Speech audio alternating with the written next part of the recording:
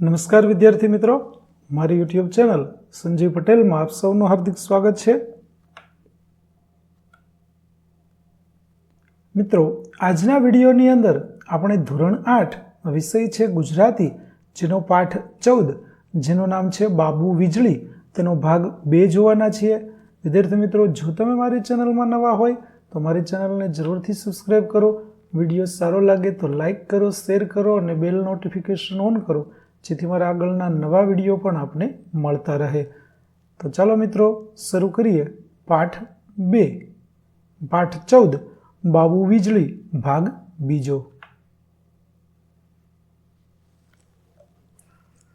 જ્યારે બાબુ છે તેના માતાને લેખક પૂછે છે કે શું લગ્ન પછી પણ બાબુ આવી રીતે મંડળીની અંદર નાચતો રહેશે, શું તે યોગ્ય લાગશે? આવું લેખક છે તે બાબુની માતાને પૂછે છે. ત્યારે તેની માતા શું જવાબ આપે છે કે નાચ શીસતો જ માતાજીનું કરવેઠું સ, મી ઇન માતાજી પોહે રમતો મૂચ્યો સ, ઈનો બાપે નાચતા. એટલે કે બાબુ તેના લગ્ન પછી પણ આવી રીતે માતાજી પાસે નાચશે જ, કારણ કે માતાજીએ જ તે મને આપ્યો છે અને મેં તેની પાસે રમતો મૂક્યો છે. તેના બાપ છે તે પણ આવી રીતે ભવાઈની અંદર રમતા હતા. બાબુ માથે વાળ મોટા રાખે અને સ્ત્રીના વેશમાં પટિયા પાડીને વળે. બીજે દિવસે કૂવે પાણી ભરવા જતી યુવાન વહુવારુઓ, બાબુભાઈ ચોટલો લેવા તો તમારી પહોંચે આવવું પડશે કહીને હસીને પસાર થઈ જતી અને બાબુ હરખાતો શરમાય અને બળદોને હાંકતો ચાલ્યો જતો. એટલે કે બાબુ છે તેને વાળ મોટા રાખતો અને પટિયા પાડીને, એટલે કે ફેશનના વાળ છે તે અલગ હેરસ્ટાઇલ ઓળે તેવી રીતે ઓળી અને ભવાઈમાં સ્ત્રી પાત્ર પહેરતો. એટલે બીજે દિવસે જ્યારે વહુવારુઓ નીકળતી હોય તે યુવાન સ્ત્રીઓ છે તે કૂવે પાણી ભરવા માટે જાય અને બાબુ ત્યાં જતો હોય તો બાબુને એ સ્ત્રીઓ છે તે મશ્કરીમાં કહેતી કે ચોટલો વાળવા તો અમારે તમારી પાસે આવવું પડશે. અને બાબુ છે તે હરખાતો શરમાતો જાય અને બળદને હાંકતો ત્યાંથી જતો રહે. એક સાંજે હું બાબુને ઘેર ગયો. ભાભી ઓટલે બેઠેલા. એક કૂતરું આંગણામાં જોયું નહીં એટલે મને થયું કે બાબુ ઘેર નથી. કેમ કે જ્યારે પણ બાબુ ઘરે હોય તો બાબુની ઘરે કૂતરા હોય જ. એવી રીતે અત્યારે એક પણ કૂતરું ઘરે નહોતું એટલે લેખકને ખ્યાલ આવી ગયો કે બાબુ ઘરે હશે નહીં. જો બાબુ ઘરે હોય તો કૂતરું હોય જ. એટલે લેખક પૂછે છે કે બાબુ ક્યાં? તો તેની માતા જવાબ આપે છે કે ડોબું પાવા જોશ બેહો ભાઈ અબ્બામાં જ છ. એટલે કે ડોબું એટલે કે ભેંસ પાવા માટે ગયો છે, અબ્બામાં જ છ એટલે કે થોડી વારમાં જ આવી જશે, તમે બેસો. હું બેઠો છું, ઘર ચોખ્ખું ચડાક, ત્રાંબા પિત્તળના વાસણો માંજીને ચકચકાટ કરીને અભરાઈઓ પર ગોઠવેલા. પાણિયાની ફરતે દિવાલ પર ચળકતી વાડકીઓ માટી વડે ચોંટાડેલી. બાજુમાં નવા વર્ષે આવેલા ભગવાનની છબીવાળા કાર્ડની હાર જોવા મળે. એમાં શંકર, ગણપતિ, સરસ્વતી, અંબાજી, દત્તાત્રેય, રામકૃષ્ણ, કોઈ દેવી દેવતા બાકી નહીં. દરેકે દરેક દેવી દેવતાના ભાલ પર કંકુના ચાંદલા. રાચરચીલું કંઈ જ નહીં, છતાં ઘર ભર્યું લાગે. શેતરંજીનો એક ટુકડો સામી ભીત પર પાથરેલો.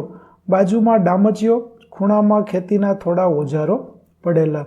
આ પ્રકારે બાબુના ઘરનું વર્ણન છે તે આપણને અહીં આપવામાં આવેલું છે કે અભેરાઈઓ ઉપર ત્રાંબા પિત્તળના વાસણો ચકચકાટ કરતા હોય તેવા વાસણો ગોઠવવામાં આવેલા છે.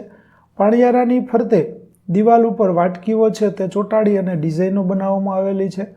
આજુબાજુમાં નવા વર્ષે ભગવાનની છબીવાળા જે કંઈ કાર્ડ મળ્યા હોય તે કાર્ડ છે તેની ઉપર ભગવાન શંકર, ગણપતિ, સરસ્વતી, અંબાજી, દત્તાત્રેય, રામકૃષ્ણ આવા દરેક દેવી દેવતાઓ છે તેના કપાળ ઉપર કુમકુમના ચાંદલા કરેલા હતા. ઘરની અંદર રાચ રચેલું નહોતું, તેમ છતાં ઘર છે તે ભર્યું લાગતું હતું. શેતરંજીનો એક ટુકડો છે તે ભીત પાસે પાથરેલો અને બાજુમાં ડામચીઓ હતો. ડામચીઓ એટલે વિદ્યાર્થી મિત્રો ઘરની અંદર એક ટેબલ જેવો આકારનું લાકડાનું વસ્તુ છે તે રાખવામાં આવતી, જેના ઉપર ગોદડા, ગાદલા આ બધું મૂકવામાં આવતું. અને એક બાજુ ખૂણામાં થોડા ખેતીના ઓજારો પડેલા હતા. આ પ્રકારે બાબુનું રૂમ છે, બાબુનું ઘર છે તે જોવા મળી રહ્યું છે. વિદ્યાર્થી મિત્રો, આ પાઠના સ્વાધ્યાયની પીડીએફ જોવા માટે પ્લે સ્ટોરમાંથી અમારી એપ્લિકેશન વિશ્વગુરુ એસટીડી 1-12 ગુજરાતી ડાઉનલોડ કરી અને તમારા મોબાઈલમાં ઇન્સ્ટોલ કરો.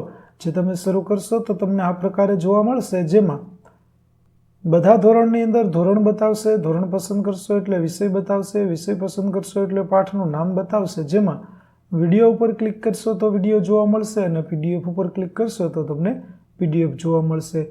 આશા રાખું અમારી એપ્લિકેશન આપ સૌને ગમશે. જરૂરથી ડાઉનલોડ કરજો, જે એકદમ ફ્રી છે. કોઈપણ પ્રકારના ચાર્જ વગર તમે વિડીયો અને પીડીએફો જોઈ શકશો. ચાલો હવે આગળ જઈએ. હું અડધો 1 કલાક બેઠો પણ બાબુ ન દેખાયો. થોડી વારે એની ભેંસ દેખાઈ. ભેંસ ખીલે આવીને ઊભી રહી પણ બાબુના દર્શન ન થયા. ચોક વાતો કરવા રોકાણો હસી, ભાભી બોલ્યા અને એમણે ભેંસને ખીલે બાંધી. અડધી કલાક થઈ પરંતુ બાબુ ઘરે આવતો નથી, પરંતુ તેની ભેંસ છે તે ઘરે આવી જાય છે. એટલે બાબુની માતા કહે છે કે ચોક વાતો કરવા રોકાણો હસી, એટલે કે કોકની સાથે વાતો કરવા ઊભો રહી ગયો હશે. ભાભી છે તેણે ભેંસને ખીલે બાંધી દીધી. મેં ઊભા થઈને ચાલવા માંડ્યું. મનમાં એમ કે રસ્તે બાબુ મળશે. રસ્તે શંકર મળ્યો. એને મેં પૂછ્યું તો કે બાબુ તો મોટરે લટકીને ગયો, તે રાતે આવશે. હું સમજી ગયો કે બાબુને મોટરનું ભારે આકર્ષણ. ગામને પાદર થઈને જતા આવતા ખટારા કે કોઈની જીપ કે કોઈની ગાડીનો અવાજ સાંભળે કે હમકારો થયો કરતો બાબુ દોટ મૂકે. કોઈ રસ્તો પૂછે તો એ તરત બારણું પકડીને પગથિયે ઊભો થઈ જાય અને કહે કે હેંડો બતાડું. આવી રીતે બાબુ મોટરે લટકીને ગયો તેનો મતલબ લેખક સમજી ગયા, કેમ કે બાબુને ગાડીઓનો ખૂબ શોખ હતો. ગાડીઓમાં બેસી અને કોઈ વ્યક્તિ આવે અને બાબુને રસ્તો પૂછે તો બાબુ છે તે તરત ગાડીના દરવાજે લટકી જાય અને કહે કે ચાલો હું તમને બતાવું. ખાડા ટેકરાવાળા ધૂળિયા રસ્તે એ આમ લટકતો ગાવ 2 ગાવ સુધી જાય અને રસ્તો બતાવી હેકુટ ખાધાના આનંદ સાથે રાત્રે અંધારામાં ઘેર પાછો આવે. કૂતરા એની પાછળ દોડી દોડીને થાકીને અધવચ્ચેથી પાછા વળ્યા હોય. મોટરના પૈડાની ધૂળમાં પડેલી છાપને એ આંગળીઓ વડે પંપાળી જુએ ત્યારે જ એને ચેન પડે. રાત્રે મહોલ્લાના છોકરાઓ ભેગા કરી મોટર કેમ ચલાવાય તેનો કિમિયો સમજાવે.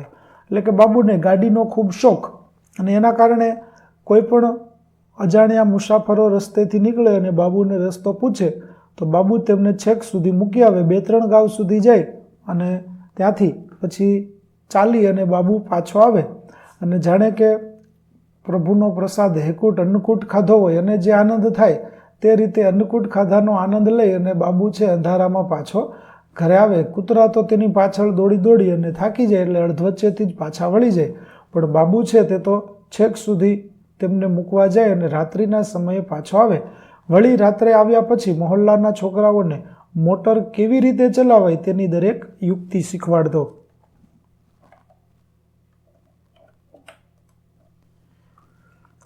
બાબુ સીધો સાદો છોકરો, એને કશું વ્યસન ન મળે. એની ઉંમરના છોકરાને વ્યસન જ હોય તો એ દૂર ભાગતો ફરે. હા, એને એક વાતનું વ્યસન, પ્રસાદનું. એટલે કે બાબુ છે તે એકદમ સરળ સીધો છોકરો હતો. કોઈ પણ જાતનું તેને વ્યસન ન હતું. તેની ઉંમરના ઘણા છોકરાઓને વ્યસન હોય તો બાબુ તેની સાથે બેસતો નહીં, તેનાથી દૂર રહેતો. તેને એક વાતનું વ્યસન હતું અને તે હતું પ્રસાદનું. રામજી મંદિરના બાવાજી પ્રસાદ ન આપે ત્યાં સુધી બાબુ ખસે નહીં. આમ જુએ તો એનું ભણતર જ બાવાજી પાસે થયેલું. એટલે કે રામજી મંદિરે જઈ અને બાપજીનો પ્રસાદ જ્યાં સુધી બાબુ ન ખાય ત્યાં સુધી તે પાછો આવતો નહીં, અને તેનું ભણતર છે તે પણ રામજી મંદિરે જ થયેલું. રામજી મંદિર પાસેથી જ, બાવાજી પાસેથી જ રામાયણ, મહાભારત, ભાગવતની કથાઓ એણે મોયે. પણ નિશાળમાં એ પાણી બહારનું માછલું. એના એક શિક્ષકે મને કહેલું કે ગણિતનો સહેલો દાખલો હોય પણ આંકડાની જટાજાળ જોઈ અને એ આખો ધ્રુજવા માંડે. એટલે કે બાબુને વાંચવું છે તે, ગણિત છે તે આવડતું નહીં. એટલે કે શાળાનું શિક્ષણ છે તેમાં ખૂબ જ નબળો હતો. શાળામાં તે પાણી બહારનું માછલું, એટલે કે અભ્યાસક્રમમાં તેને કશી ખબર પડે નહીં. તેના એક શિક્ષક કહેતા પણ ખરા કે ગણિતનો કોઈ સહેલો દાખલો પણ જો ગણવાનો હોય તો આંકડાની જટાજાળ જોઈ અને બાબુ આખો ધ્રુજવા લાગતો, એટલે કે તેને ડર લાગતો. ઇતિહાસની તારીખો અને રાજા નવાબોના નામ એને ગભરાવી મૂકે. ગોદડું ઓઢીને ગરીબડો થઈ અને એ ગોખવા મંડી પડે, પણ એમાંનું કશું એના મગજમાં ન ઉતરે. સતરૂપા, વિકર્ણ, અલર્ક જેવા ભાગવત, મહાભારત, રામાયણના અનેક પાત્રોના નામો અને એમની ઝીણી ઝીણી વિગતો એને ઊંઘમાંથી ઉઠાડીને પૂછો તોય એ કહી આપે, પણ મીર જાફર એની ઠંડી રાતે પરસેવે રેબઝેબ કરે. બાવાજીનું ઉમંગભેર કામ કરતા અને એમની વાતો સાંભળતા બાબુ ખરેખર ખીલી ઉઠતો, પણ નિશાળમાં ગરીબ ગાય બની જતો. એટલે કે બાબુને રામાયણ, મહાભારત કે ભાગવતના કોઈ પણ પાત્ર વિશે પૂછો તો તે તેની ઝીણામાં ઝીણી વિગતો પણ ઊંઘમાંથી ઉઠીને જો પૂછવામાં આવે તો પણ તેના જવાબો આપી શકતો. પણ મીર જાફર એટલે કે અભ્યાસક્રમમાં આવતી કોઈ પણ બાબત વિશે પૂછવામાં આવે તો બાબુને તેમાં કશી ખબર હોતી નથી. એટલે કે શાળાકીય અભ્યાસને બાદ કરતા બાબુ છે તેને બાકી ઘણી બધી વાતો, રામાયણ, મહાભારત કે ભાગવતની વાતોમાં ખૂબ જ રસ હતો, પણ શાળાકીય શિક્ષણમાં તેને રસ ન હતો, તે તેને કશું યાદ રહેતું ન હતું. ગામમાં રામલીલા આવી હોય, કોઈ ટોળકી રમવા આવી હોય કે નટનો ખેલ હોય તો બાબુ અચૂક હાજર હોય. એ રમનારાઓ સાથે દોસ્તી બાંધે, એનો સાર સરંજામ જુએ અને જરૂર પડે કામ પણ કરે. આવી દોસ્તીમાં જ એ ઢોલક વળગાડતા શીખી ગયેલો. પણ આને ઢોલક લાવી કોણ આપે? એટલે કે બાબુ છે તેને ગામમાં ભવાઈની ટોળકી રમવા આવી હોય કે કોઈ નટના ખેલ હોય તો બાબુ છે તે જોવા માટે અચૂક પહોંચી જાય અને તે રમનારાઓ સાથે બાબુ દોસ્તી કરી લેતો અને તેના સાધન સામગ્રી, સાજ સરંજામ એટલે કે હથિયારો ને કપડાં ને એ બધું જે હોય તે બધું, ગાવાના વગાડવાના સાધનો, આ બધું જ જોવે અને બાબુ તેને કામમાં મદદરૂપ પણ થાય. બાબુ આમ કરતાં કરતાં દોસ્તીમાં જ તે ઢોલકી પણ વગાડતા શીખી ગયો, પરંતુ તેને ઢોલક કોઈ લાવી આપે તેમ હતું નહીં. વેકેશનમાં હું ગયો તો બાબુ નવરો ધૂપ હોય. નવરો ધૂપ એટલે કશું કામ હોય નહીં, કેમ કે ખેતીનું કામ હોય નહીં ને ભણવાનું વેકેશનમાં બંધ. એટલે કે વેકેશન હોય તેથી ખેતીમાં પણ કાંઈ કામ ન હોય અને શાળામાં પણ વેકેશન હોય છે, ભણવાનું પણ બંધ હોય છે. ઘરનું થોડું કામ કરે, મંદિરમાં બાવાજી પાસે ગપાટા મારે અને હમકારો સાંભળવામાં ગામની ભાગોળે હનુમાનની દેરીના ઓટલે બેસે.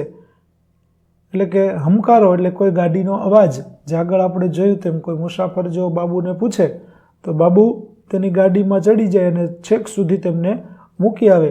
એવી રીતે હમકારો, ગાડીનો અવાજ સાંભળવા માટે ગામની બારોબાર આવેલી હનુમાનજીની દેરી છે ત્યાં બેસતો. પણ રાત્રે એ ભજનોની રમઝટ જમાવે. ઉનાળામાં રોજ કોઈકને ત્યાં ભજન મંડળી બેસે અને બાબુ હાથમાં મંજીરા લઈ અને તીણો રાગ કાઢી અને ભજન ગાય. એટલે કે ઉનાળાના સમયમાં લોકો છે તે ભજનો કરતા હોય અને એ સમયે બાબુ એ ભજન મંડળીની અંદર મંજીરા લઈ અને ભજન મંડળી સાથે બેઠો હોય અને તીણા રાગ સાથે કોઈ ભજન છે તે ગાતો હોય. જો ક્યાંકથી ઢોલ મળી ગયું તો આનંદનો પાર જ ન રહે.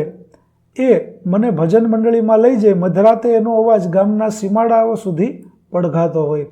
એટલે કે મધ્યરાત્રિએ, રાત્રિના સમયે બાબુ છે તે ગાતો હોય અને તેનો અવાજ છે તે ગામની બારોબાર આવેલા ખેતરો સુધી પણ સાંભળવા મળતો અને બાબુ છે તે ઊંચા અવાજે લલકારતો કે તારી બેડલીને બુડવા નહીં દઉં જાડેજા રે, ઈમ તોરલ કહેશે જી જી જી. ફરીથી બોલી અને મંજીરાની રમઝટ બોલાવે. આમ આરતી થાય ત્યારે એનું એક પ્રિય ભજન અચૂક સાંભળવા મળે. આવી રીતે બાબુ છે તેને ગાવાનો પણ શોખ હતો અને આરતી વખતે તે એક ગીત અચૂક ગાતો કે તમે જમોને જમાડું રે જીવણ મારા, વાલાજી મારા બેઘર જલેબીને ઘેબર જલેબીને લાડુ, જમોને થાય ટાઢું રે જીવણ મારા. એક વેળા મને પૂછે કે આમાં જલેબીને લાડુ તો સમજો, પણ આ ઘેબર શું સાવ? એટલે કે બાબુ છે તેને ગીતની અંદર આવતું ઘેબર છે તેના વિશે કંઈ સમજ હતી નહીં, કારણ કે જલેબીને લાડુ તો તેને ખબર હતી કે કેવા હોય, તે ખાધા હતા, પરંતુ આ ઘેબર એ શું એ તેને ખબર ન હતી. એટલે પૂછે છે કે આ ઘેબર એ શું છે, એ મેં ક્યારેય ખાધા નથી. ત્યારે લેખક તેને જવાબ આપે છે કે એક મજાની મીઠાઈ મેં કહેલું, પણ એને સંતોષ નહોતો થયો. બીજી વાર જવાનું થયું ત્યારે વડોદરાથી યાદ કરીને હું ઘેબર લઈ ગયેલો અને જોઈને બાબુ કહે, ઓ તારીની, આ તો ખાધેલું. ક્યાં? મેં પૂછ્યું. એટલે બાબુ કહે છે કે પેલો વિહો નહીં એના લગન ટાણે ખાધેલું ચોખ્ખા ઘીનું કહીને એ છલાંગ મારતો ઓરડામાં ગયો અને મીઠાઈ પટારામાં મૂકીને મારા માટે સુખડી લઈ આવ્યો. અમે ખાતા ખાતા બેઠા હતા ત્યાં ભાભી આવ્યા. આવી રીતે લેખકને એમ થયું કે બાબુને જે જવાબ આપ્યો હતો તેનાથી તેને સંતોષ થયો નથી.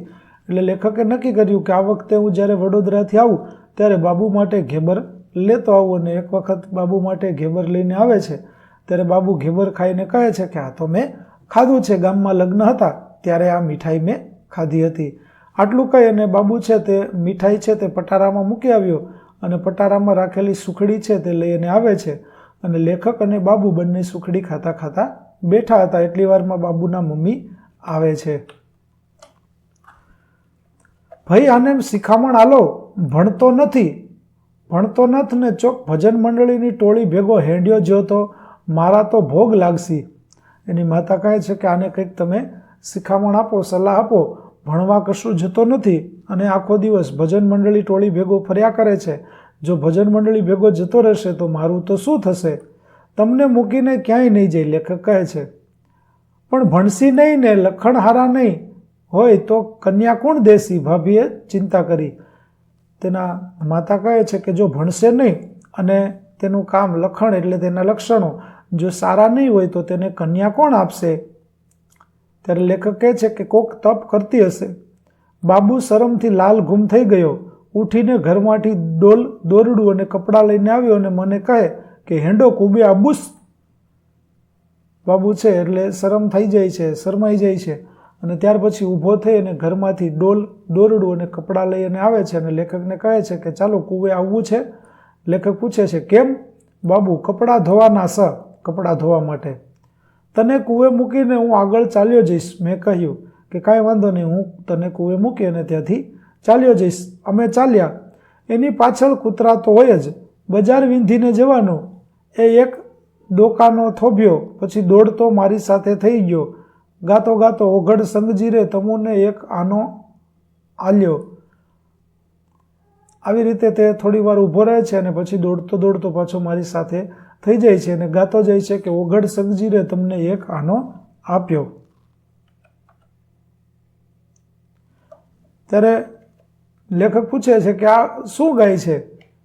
ઓઘડ સંગજી એણે ચડ્ડીના ખિસ્સામાંથી કાઢીને એક ગોળ મટોળ સાબુની ગોટી બતાવી. કઠણ પથ્થર જેવો સાબુ, ઉપર અક્ષરો ઉપસાવેલા ઓઘડ સંગજી. એ ગોટી એ એક આનામાં ખરીદી લાવ્યો હતો. એનું પણ એક ગીત ગાય. સ્વભાવે આનંદી. સવારે એના બા ખેતરી ગયા હોય અને વાસણ માંજતો હોય ત્યારે પણ ગીત ગાતો હોય. ગાતું પંખી જ જોઈ લો. એટલે કે બાબુ છે તેને ગીત ગાવાનો ભારે શોખ. જ્યારે પણ ફ્રી સમય હોય ત્યારે બાબુ તે ગીત લલકારતો રહે. એટલે ઓઘડ સંગજી વિશે લેખક પૂછે છે ત્યારે તેણે ચડ્ડીના ખિસ્સામાંથી એક ગોળ મટોળ સાબુ કાઢી અને બતાવે છે અને કહે છે કે આ છે ઓઘડ સંગજી. ઉપર લખેલું હતું ઓઘડ સંગજી સાબુ. એ સાબુની એક ગોટી હતી અને એક આનામાં એણે ખરીદી હતી માટે તે તેનું પણ એક ગીત ગાતો હતો. આવી રીતે બાબુ કોઈ પણ કામ કરતો હોય ત્યારે તેનું ગાવાનું શરૂ જ રહેતું.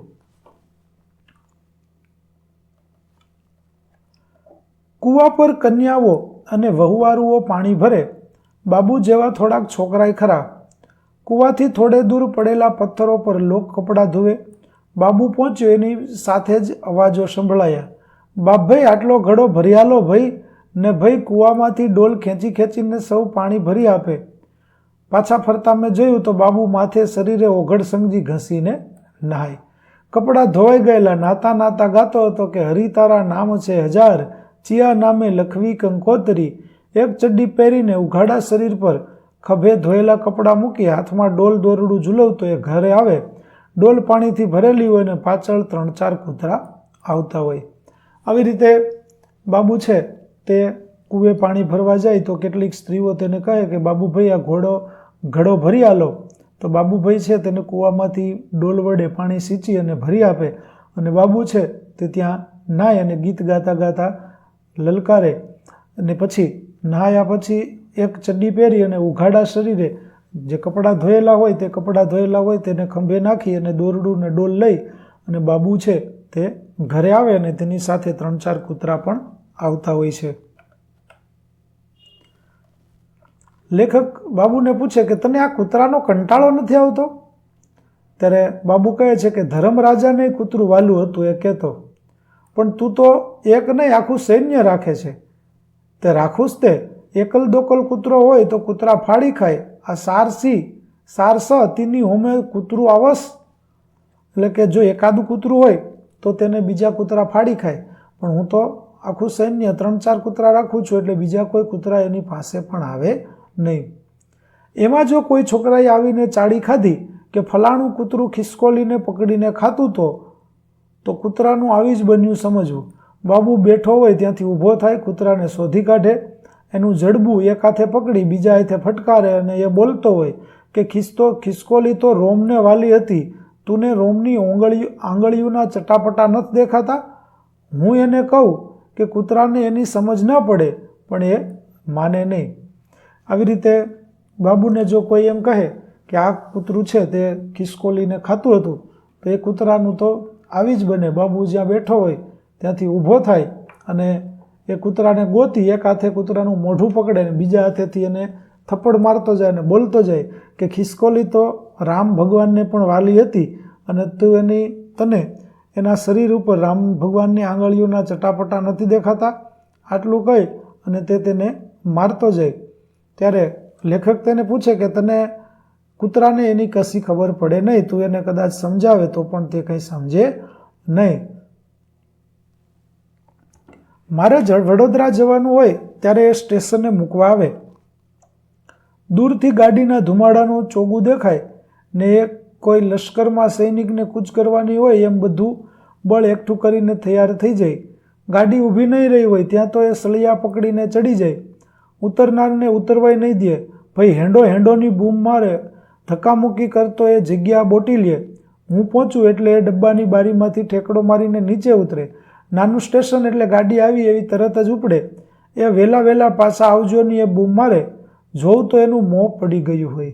ચાલતી ગાડી એ બારીમાંથી હું જોઉં તો એ ધીમા ડગલા ભરતો જતો હોય અને પાછળ એવી જ ધીમી ગતિએ ચાલતા હોય કૂતરા. આવી રીતે બાબુ જ્યારે લેખકને સ્ટેશને વળાવવા માટે આવે ત્યારે દૂરથી જ ટ્રેનના ધુમાડા જોઈ અને બાબુ છે તે જાણે કે લશ્કરની કૂચ કરવા માટે સૈનિકો તૈયાર થયા હોય એવી રીતે બાબુ તૈયાર થઈ જતો. અને જો ટ્રેન હજી તો ઊભી રહી ન રહી હોય ત્યાં તો બાબુ છે તે ટ્રેનમાં બારીએથી ચડી જાય અને દરવાજેથી ચડી જાય અને ધક્કામુક્કી કરતો લેખક માટે જગ્યા રોકી રાખે. આવી રીતે બાબુ છે તેણે લેખકને સ્ટેશનેથી વળાવી અને જ્યારે ટ્રેન ઉપડે ત્યારે બાબુ બૂમ મારે કે વહેલા પાછા આવજો. જ્યાં જુએ ત્યાં તો તેનું મોં છે તે પડી ગયું હોય છે અને ચાલતી ગાડીમાંથી બારીમાંથી જુએ તો બાબુ ધીમા ડગલા ભરતો પોતાના ઘર તરફ જતો હોય અને તેની પાછળ ધીમી ગતિએ કૂતરા પણ જતા હોય છે. તો વિદ્યાર્થી મિત્રો, અહીં આપણો પાઠ છે તે પૂરો થાય છે. હવે એની અંદર આવતા જે શબ્દો છે તે જોઈએ તો નામનો એટલે કહેવા પૂરતો એ નામનો, મંત્ર જાપ એટલે મંત્ર જપવા તે, વર્નાક્યુલર ફાઇનલ એ નામની પરીક્ષા છે, ઈતરડું એટલે એક પ્રકારનું જીવડું જે પ્રાણીઓ પશુઓમાં જોવા મળે છે, માંડવી એટલે માંડવડી, કતીલું એટલે નાનું, વિદૂષક એટલે મસ્કરો રંગલો, અદાકાર એટલે અભિનય કરનાર, કરવેઠું એટલે પરંપરા ચાલ રિવાજ, ભાલ એટલે કપાળ અને રાચરચીલું એટલે ઘરનો સામાન. તો વિદ્યાર્થી મિત્રો, અહીં આપણું પાઠ 14 બાબુ વીજળીના પાઠની સમજૂતી છે તે પૂરી થાય છે. આગળના પાઠનો વિડીયો મેળવવા માટે મારી ચેનલને જરૂરથી સબસ્ક્રાઈબ કરો તેમજ PDF જોવા માટે પ્લે સ્ટોરમાંથી અમારી એપ્લિકેશન વિશ્વગુરુ STD 1-12 ગુજરાતી ડાઉનલોડ કરો, જેમાં આપને ધોરણ 8 તમામ વિષયના સ્વાધ્યાય સોલ્યુશન, સ્વાધ્યાય પોથી સોલ્યુશનના વિડીયો અને PDF મળી રહેશે, જે એકદમ ફ્રી છે. કોઈપણ પ્રકારના ચાર્જ વગર તમે વિડીયો અને PDF જોઈ શકશો. તો આશા રાખો અમારી એપ્લિકેશન આપને ગમશે. જરૂર ડાઉનલોડ કરજો. ફરી મળીશું નવા વિડીયો સાથે. ત્યાં સુધી આવજો.